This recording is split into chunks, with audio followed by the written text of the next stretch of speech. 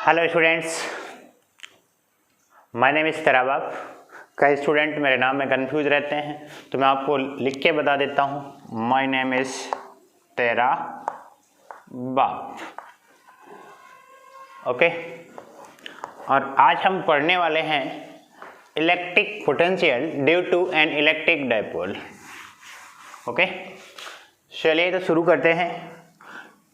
ये कोई एक इलेक्ट्रिक डाइपोल है which is consist by two equal and opposite charges separated at a small distance to a with center O। ये अगर centre O है तो इधर वाली डिस्टेंस भी A हो जाएगी, इधर वाली भी A हो जाएगी। और हमें इलेक्ट्रिक पोटेंशियल कैलकुलेट करना है यहाँ से पॉइंट Q पर, जो कि इसके सेंटर से R डिस्टेंस पर है। ओके, और इसकी एक्सियल लाइन से थीटा एंगल पर है, इस तरह से।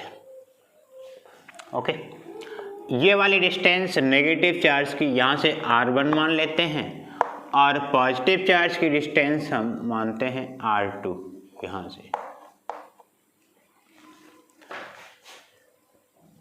अब यहाँ पे इलेक्ट्रिक पोटेंशियल फाइंड आउट करना है Q पर, तो इसके लिए हमें पहले तो electric potential due to a point charge का फॉर्मूला पता होना चाहिए, जो हम इससे पहले वाले लेक्चर में ड्राइव कर चुके हैं। वो क्या होता है?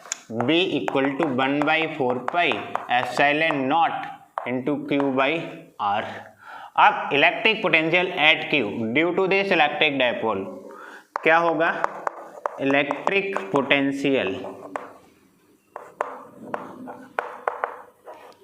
at Q due to electric dipole, ED stand for electric dipole। तो पोटेंशियल क्या हो जाएगा? Total potential at Q, potential due to positive charge ये वाला, plus potential due to negative charge. तो ये क्या होगा? 1/4 pi epsilon naught into Q by R2, ये वाला डिस्टेंस।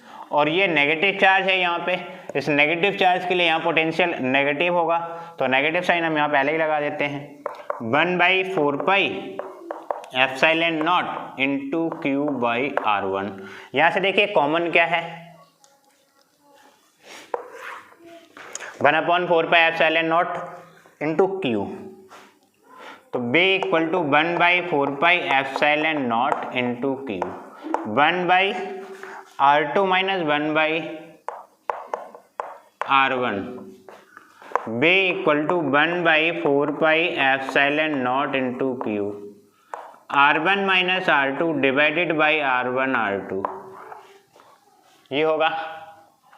अब अगर ये मान लें कि ये जो पॉइंट Q है ना, वो बहुत लार्ज डिस्टेंस पर है, तो ये वाली लाइन और ये वाली लाइन दोनों अप्रॉक्सीमेटली ऐसे पैरेलल हो जाएंगी। तो ये वाला जो एंगल थीटा है वही यहाँ पे भी थीटा होगा। कोई प्रॉब्लम? अब अगर यहाँ से हम एक नॉर्मल ड्रॉ कर दें इस वाली लाइन पर, ये 90 डिग्री के एंगल पे होगा ये। ओके, अगर ये वाला R2 है तो ये वाला भी R2 होगा यहाँ से यहाँ तक, और टोटल R1 है यहाँ से यहाँ तक, तो ये वाली क्या हो जाएगी distance? R1 minus R2। Okay, अब ये R1 माइनस R2 हो गई, तो अब यहाँ से अगर हम cos थीटा का वैल्यू निकालेंगे इस वाले ट्राइंगल से, तो cos थीटा इक्वल टू क्या हो जाएगा? Base upon hypotenuse R1 minus R2 upon 2a। अब R1 माइनस R2 निकालेंगे तो 2a cos थीटा हो जाएगा।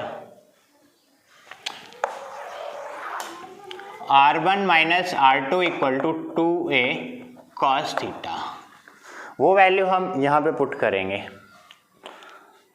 B equal to 1/4 pi epsilon naught into Q into 2a cos theta divided by R1 into R2।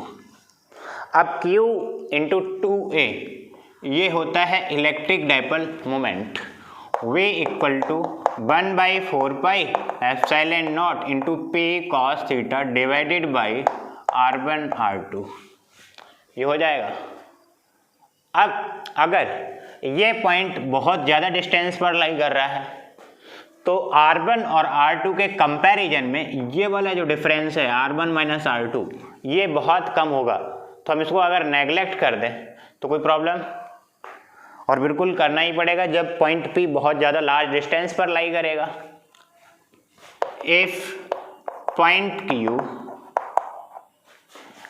is at very large distance, is at very large distance, ये बहुत ही बड़ी distance पे लाई कर रहा है, तो यहाँ पे R1 minus R2 equal to neglect हो जाएगा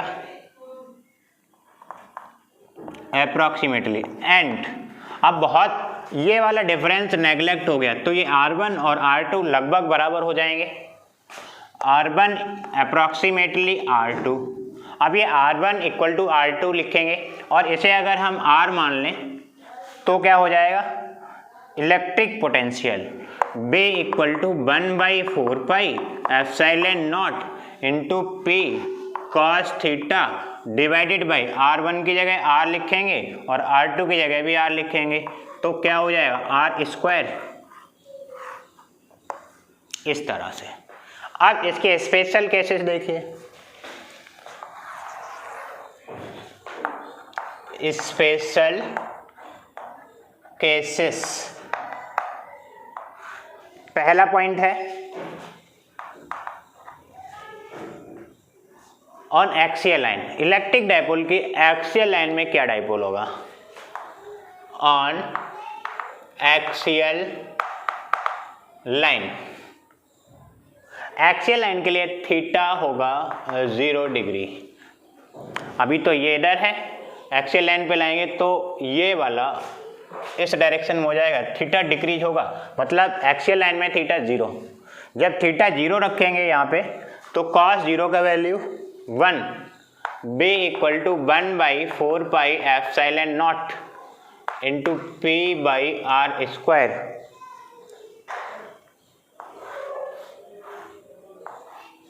ये हो जाएगा। सेकेंड पॉइंट, इक्वेटोरियल लाइन पे अगर हम ये इक्वेटोरियल लाइन पे लेके जाएं, इसके इक्वेटोरियल लाइन का मतलब इस एक्सियल लाइन के परपेंडिकुलर बाइसेक्ट, या ये कह दो इलेक्ट्रिक डाइपोल के परपेंडिकुलर बाइसेक्ट। जो ये परपेंडिकुलर बाइसेक्ट होगा इक्वेटोरियल लाइन पे तो थीटा 90 डिग्री हो जाएगा। तो on equatorial line, equatorial line पे थीटा होगा 90 डिग्री। अब यहाँ पे cos 90 का वैल्यू रखेंगे 0, है ना, थीटा 0 90 डिग्री तो cos 90 होता है 0। अब 0 रखने पे ये पूरा टर्म 0 हो जाएगा, means potential 0 on equatorial line of electric dipole.